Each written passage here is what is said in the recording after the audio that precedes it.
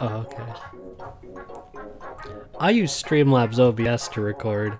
It's a program that's clearly made specifically for streaming, but it works well enough for record.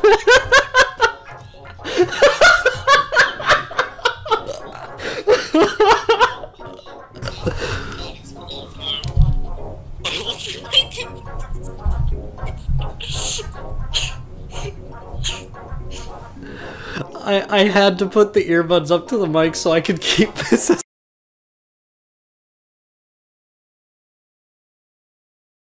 I've been making Let's Plays for 3 years, and my channel is 6 years old as of this video's upload.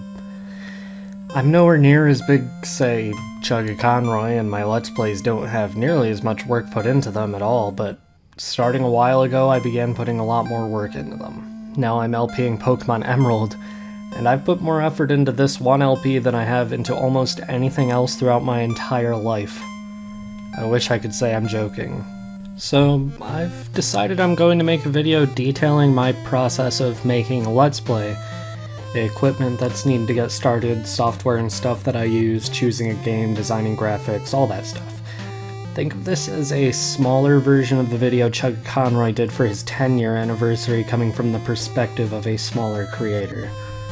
I'll split this off into sections. There will be timestamps in the description for when I start talking about any given section, also in the comments for mobile users, but hopefully it'll be something worth watching all the way through.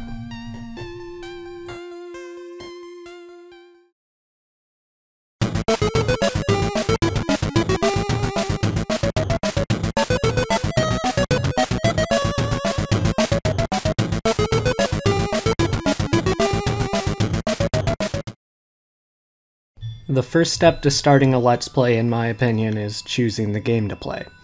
I don't recommend starting with a game in your top 10 favorites. Start with something you're less attached to.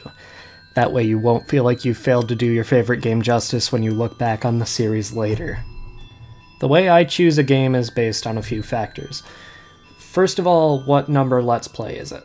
On Let's Plays that land on multiples of 10 or sometimes 5, I like to do an LP of a game that's very important to me. However, I'm going to stop doing that in the future. Instead, I've recently taken to choosing games that I just really want to replay at any given time. When I began Pokemon Emerald, I'd been in the mood to play a Pokemon game, and Emerald was the next in the series that I hadn't yet played for the channel. It's also worth thinking about whether or not you'll be able to talk about the game for an extended period of time. Some games may only last 10 episodes, while others will last 60 or more. If you start a Let's Play, make sure it's something you'll be able to dedicate your attention to for a while, or else you'll end up putting too many Let's Plays on hold at once and feeling overwhelmed as to what to finish first. Trust me, I've been there. If you're doing a Let's Play in the more walkthrough-oriented style I do, I recommend playing games that you enjoy, nothing that you don't like. It's easy to tell when somebody isn't enjoying the game they're playing, and it can seriously take away from the experience. There's also the question of whether or not you want to do a blind Let's Play or not. Here's my advice on that. Unless you're doing a group Let's Play, do not do a blind Let's Play for your first game unless it's short. You can check this on howlongtobeat.com if you're that intent to do a blind series first. It has pretty accurate stats about how long it will take to beat the main story plus extra stuff, or a completionist run. The reason I recommend not doing a blind LP first, though, is because depending on how you play games, it could multiply the length of the series by 3 or 4 times. Other variables include that the game may be more difficult than you anticipated, or you may lose interest halfway through. There's not too much risk if it's a newer game in a series you're already familiar with, and there are undeniably some people who do blind LPs very well, Lucagen for example. But for your first LP, I recommend something simple that you've played through before that isn't in your top 10 favorites. That's a lot of criteria. That isn't to say you can't play one of your favorite games as your first LP. My second LP was of Undertale, which is definitely in my top 10 favorites. Looking back on those videos now, I hate that series and feel like I failed to do the game justice, so I came back and replayed the game a few years later, making the videos significantly better than they would have been in the past. It's rewarding to look back on my older videos in that initial LP and compare them to their significantly better 2018 counterparts. Whatever you choose to play though, make absolutely sure that it's something you have a lot to say about.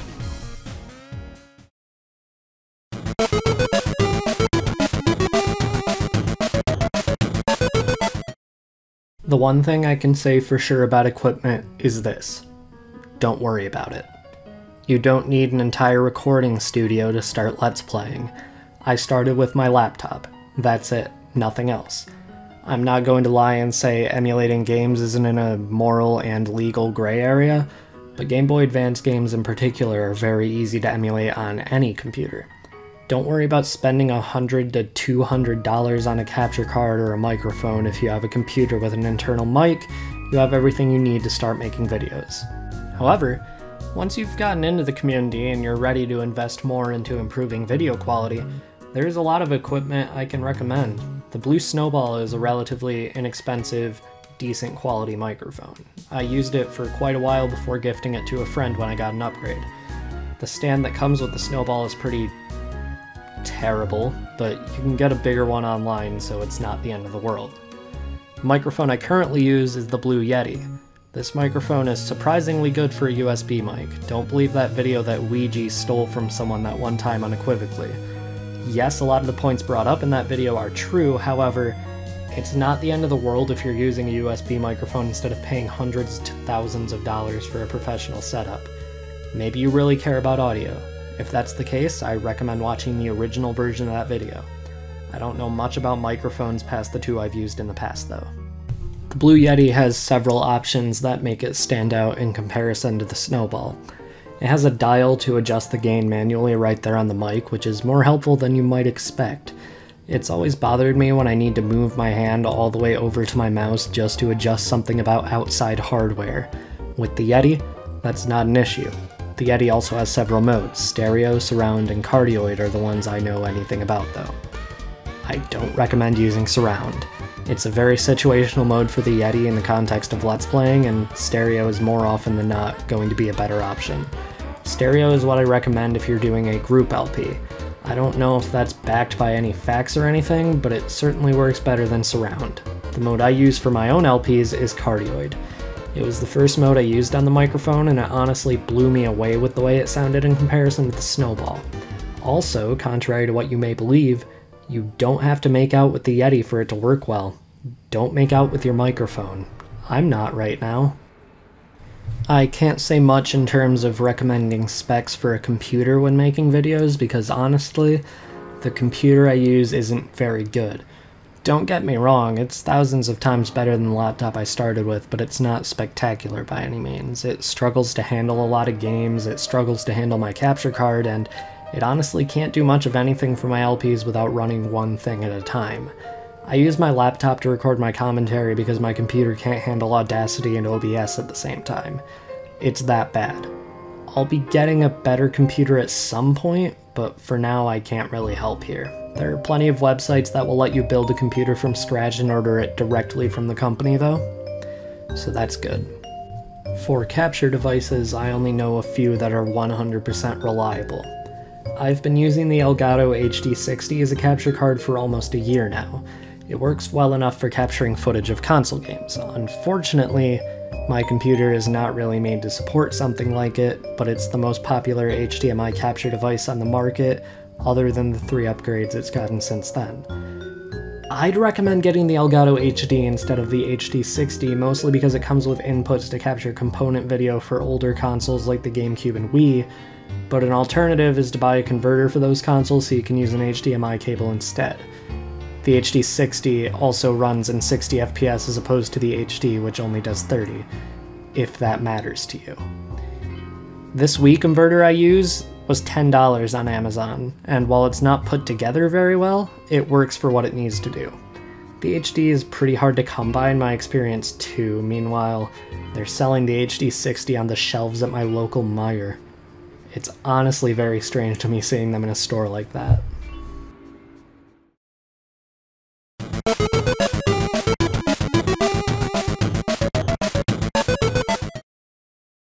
This is a step that I don't always follow myself, but I did for Pokemon Emerald and I'm extremely glad.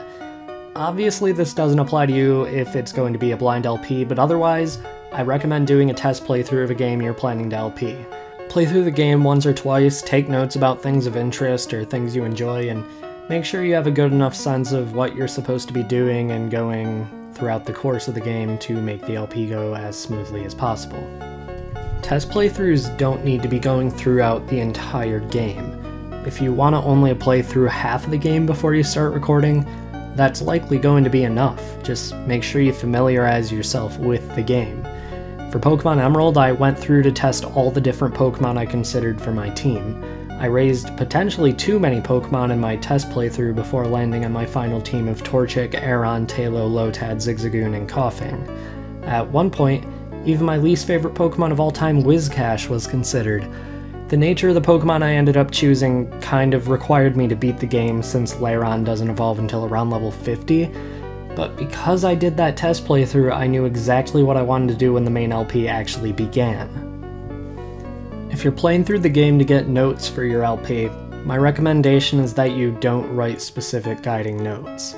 Chuggaaconroy touched on this in his anniversary video a couple years ago. If you write notes saying you get this TM in this house by talking to this person, your LP ceases to be an LP and becomes a walkthrough. Your LPs can serve as walkthroughs, but the separating factor is that they're still genuine reactions. If you just say, you have to do this to get this, and know everything that's going to happen, there's no more personality or anything. There's nothing wrong with making a walkthrough, but my point is that it's a different situation than making a Let's Play.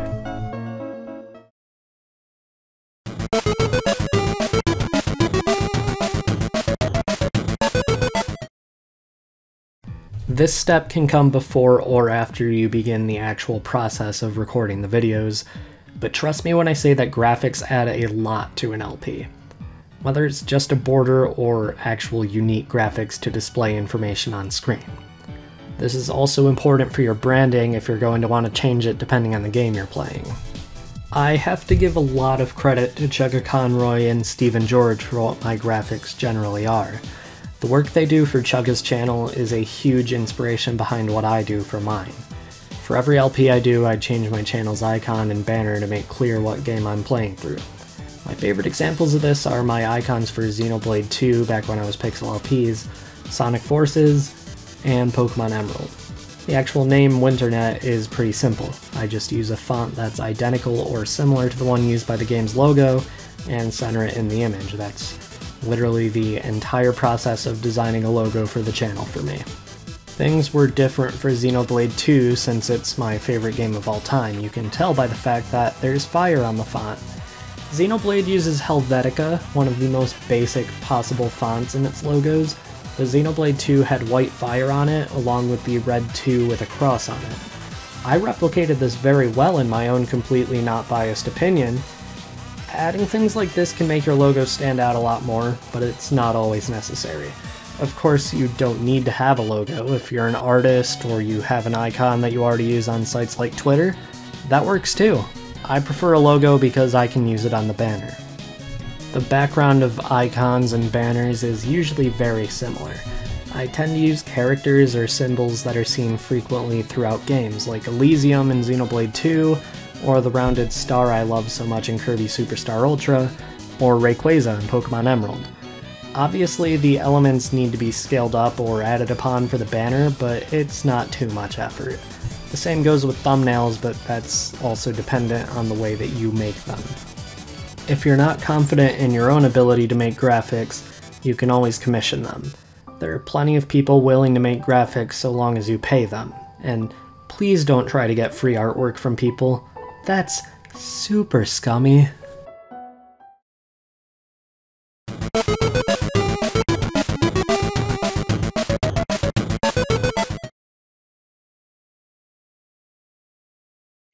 This is honestly more of a subsection because I only have one thing to say.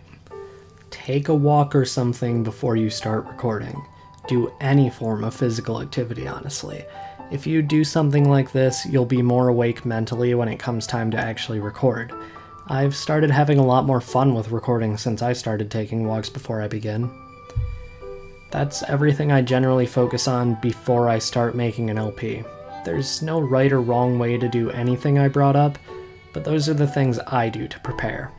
The next few parts are about the process of making videos itself.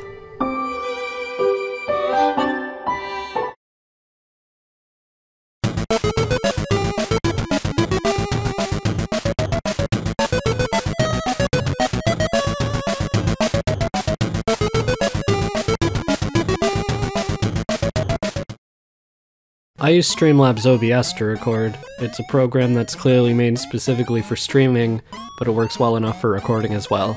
Make sure your settings are the way you want them. There are plenty of guides online that can help you figure out what will work best for what you're doing. You can also use OBS or OBS Studio if you want. Those are the 3 most reliable free programs that can be used for recording in my experience, although Fraps might work better for more resource-heavy PC games. Always do a test recording. Always do a test recording. If you lose an entire recording because you failed to make sure everything was working before starting, it sucks. I didn't do a test recording for episode 9 of Undertale, and as a result, I accidentally used my laptop's terrible microphone instead of the Snowball. It's not the end of the world, but it sucks. Also, never save the game while recording unless there are multiple save files. If your recording fails and you saved, you're going to have a bad time trying to get back to where you left off. I recommend recording your gameplay and your commentary separately. If you record them both together, you won't be able to have nearly as much freedom with editing. It's possible to record commentary and gameplay together on multiple tracks using OBS Studio and Streamlabs OBS, but that honestly just makes it a pain to adjust it later on during editing, and it makes it so you have to open your editing program just to hear every track to make sure it worked correctly. There are several ways to sync the audio in post. I can't really explain how I do it, so here's a clip of me doing it. Alright, starting on Maelstrom. 1, 2, 1, 2, 1, 2, 1, 2, 1, 2, 1, 2, 1, 2, 1, 2. Maelstrom. Your commentary doesn't need to be about the game all the time. You can talk about past experiences with a game or stories about basically anything. A Let's Play, as opposed to a walkthrough, is based almost entirely on personality. It's good to know what you're talking about, but you should know that you don't need to stay on the topic of the game 100% of the time. Don't worry about how long a video is. You shouldn't go for a certain time limit. Instead, plan out what you want to get done in an episode so you have a good starting point and ending point. If you're getting paid for your videos, it's a good idea for them to be over 10 minutes for ads, but don't let that force you to record for a larger amount of time than you're able to. If you're recording multiple videos in a session, make sure to take a break between episodes. Get a drink of water. Take time to breathe. It's important that you're able to continue your commentary without feeling pain when you're recording, because depending on what you're doing, a recording session can be really long. Like, really, really long. And keep in mind that my examples for this were all recorded in one sitting. My throat wanted to die afterwards. Mario Sunshine episode 20 is only 45 minutes long, but I was recording for 6 hours. I had to go to refill my water bottle more than 10 times just so I could continue recording. If you're working on a video that requires a lot of recording, don't do what I did for that video and brute force it. Record it in sections so you don't die and get extremely angry. It doesn't help that this was right dead in the middle of summer either.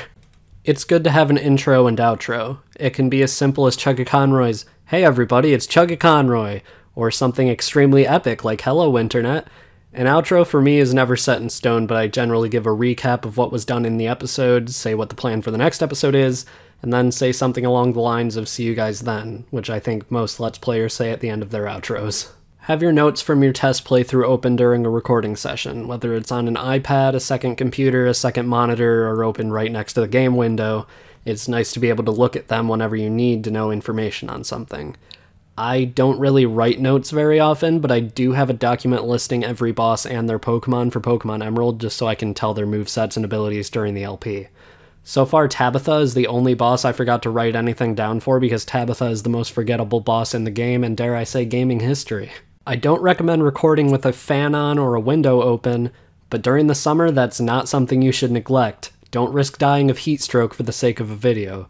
Recording is definitely easier in the winter since you have no reason to have a fan on or a window open, but static in the background of your commentary is better than being dead. If you have a portion of the video you want to cut out or speed up later in editing, stay silent for that portion unless there's one small section of it you want to include. This makes things way easier later. If you're recording with a group of people in person, you still have to sync the commentary, so tell the people in the background to shut up. That makes things way easier. That's pretty much all I have to say about the recording process itself. Commentary doesn't come naturally to everybody. It takes a lot of practice to essentially be able to hold a conversation with yourself for extended periods of time. It helps me to just talk to myself when I'm doing things, even if only in my head. Yeah, that makes me sound crazy, but it gives me something to do and makes my videos better as a result.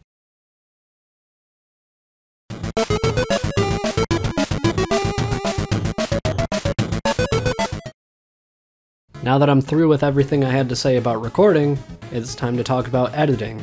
This is debatably more important than the recording itself. If you don't edit your videos, it shows. Trust me, I didn't start editing my videos until my 5th LP. I'm not going to give a full-on editing tutorial, but I will talk about a few things I've learned over the past couple years or so. In terms of programs for editing, there are not very many free ones that are worth using. Windows Movie Maker is extremely limited in its usage, but it's the stock editor that comes with Windows. iMovie is significantly better and comes with iOS, and it even has a mobile version. That said, just because it's significantly better doesn't mean it's good. If you want a good editing program, you'll likely need to pay, unless you use HitFilm. HitFilm is the program I use for editing every Let's Play until Kirby Superstar Ultra. It's a free editing program that has a lot of unique features to set it apart from its competition. Composite shots are my favorite thing about HitFilm since they allow you to edit footage outside of the main timeline. It's also extremely helpful that it lets you move things around in the preview window instead of forcing you to open like 7 different pop-up windows just to make the picture of your icon from earlier in the video small enough to fit text and stuff on screen, Vegas! I'm not going to claim to be an expert on using HitFilm because I moved to Vegas pretty soon after finishing Kirby Superstar Ultra. Vegas is overly expensive most of the time, but is frequently in Humble Bundle deals for around $20, which means you can get a good editing program for a good price and support a good cause while doing so. I'm still only just now really getting used to Vegas, despite the fact that it's been almost a year since I started using it. It's definitely a lot more complicated than HitFilm, and I was immediately overwhelmed when I first started using it. Oh no! Up until Sonic Forces, I forgot to turn off resampling for every single video I ever made, resulting in an unbearable amount of blur in the footage. Any advice I give about editing for the remainder of this segment is going to be based on Vegas. It's been too long since I last used HitFilm for me to be able to accurately go into any detail about it. There are plenty of tutorials online for any editing program you can think of, and hey, some of them might teach you new ideas even if they're based on a different program than I use. I know Barry Kramer's tutorial video on Grumpout taught me a lot that I still use today, including count syncing. I just hope I never work for Aaron Hansen because I don't want to make him a sandwich. How hungry are you? You have 2 minutes Okay. to make me a sandwich. Okay, guys, hold on. I gotta make Aaron a sandwich. I'll be right back. You have 2 minutes. Alright, I'm coming! My first piece of advice about editing this type of video is this. Use crossfades. Crossfades are basically a sin in vlog videos or compilations, that type of thing. But in this kind of video, it really just works. It makes it so the music of the game actually fades together in a way that isn't awkward and honestly just makes everything work better as a whole when you need to cut. For speed-ups, depending on how long the footage ends up being after being sped up, it's likely a very good idea to do post-commentary. It's okay to just play music during that segment, but let me tell you now that most music companies disagree. I recently got copyright strikes for using Megalovania without commentary, but guess what? I used the Undertale version, but I got claimed for covers. The copyright system is broken, so don't expect too much out of it. Post-commentary helps a lot when it comes to appealing claims if and when they happen, since that technically makes it a hell of a lot more transformative. Always make shortcuts in any possible way in your editing program. It saves a lot of time. Even if you can't set hotkeys in your program, at least do menu shortcuts so you can just click and have something done. If I had to manually arrange the screen for bios every time they came up in Pokemon Emerald, I would have ditched the LP a long time ago. Instead, I can just click a button and it's done for me. That's all I can really say as far as editing goes. There are plenty of helpful tutorials online to teach you more about editing, but I'm still learning more about it every day myself. Editing is my personal favorite part of the production process, and I'm glad I started editing despite how unreasonably long it took me. I recommend editing more than just syncing your audio. It's more fun that way, and it makes it easier to have better LPs at earlier points in your channel's life.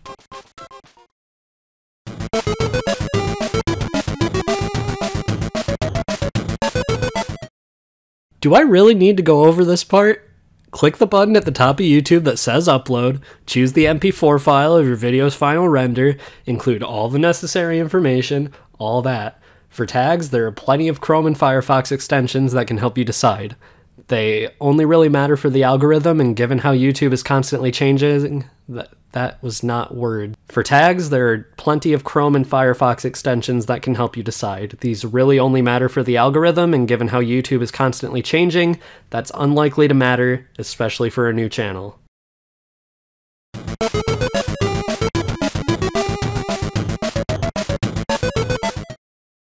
This is the final segment of this video. I'm on page 15 of the script. It's time to get into miscellaneous topics. Meeting other people in the community is infinitely more likely after you begin uploading videos. Let me tell you now that I'm by no means an expert on meeting people in the smaller Let's Play community. I'm too nervous to approach strangers even online, regardless of any association I might have with them through mutual following on Twitter and or YouTube. I know that a lot of new Let's Players gain the attention of smaller channels by following them on Twitter and commenting on their videos. Regardless of the way you view that, I see that as a good thing. I really love when new LPers follow me because it means I get to make more associations and I get to know about who's joining the community. It's not likely that I really learn much about these people, but it makes me happy to know that to this day the community's still growing, even if it's growing slower than ever. If you're not as constantly anxious as I am, I recommend just interacting with people. Don't go to other videos and beg for people to watch your videos, that's scummy. Just interact with other content creators. I beg you, do not try to get close to someone else purely because you want to make sure you're sharing an audience or something. That's manipulative and gross. Make sure you're legitimately interested in them as a person before you try to make friends. It's okay to be just acquaintances with somebody. Stay around for long enough and you'll just naturally meet some people in the community. I've met one person in my 3 years of making this type of LP, and I go out of my way to avoid engaging in social interaction. All I can tell you is this. The one person I've met is a great person. The few people I've been acquainted without necessarily getting to know seem like great people. The people in this community are great even if I don't know them that well. You may look back on your older videos later on and think that you really hate them. Trust me, I've been there. I deleted about 200 videos a year ago because I hated my pre-Fire Red videos. But let me tell you that nobody's first Let's Play is going to be really good. That's just an objective fact. Somebody's first Let's Play can always be okay, or sometimes it can just be good. I'd honestly consider Cocaina's Pokemon Yellow LP to be good to this day, and that was her first series. My first series, on the other hand, is bad. So are my other videos up until around 30 episodes into Soul Silver. You're not going to be a professional instantly. I like keeping my early videos up so I can look back on them and see how much I've improved.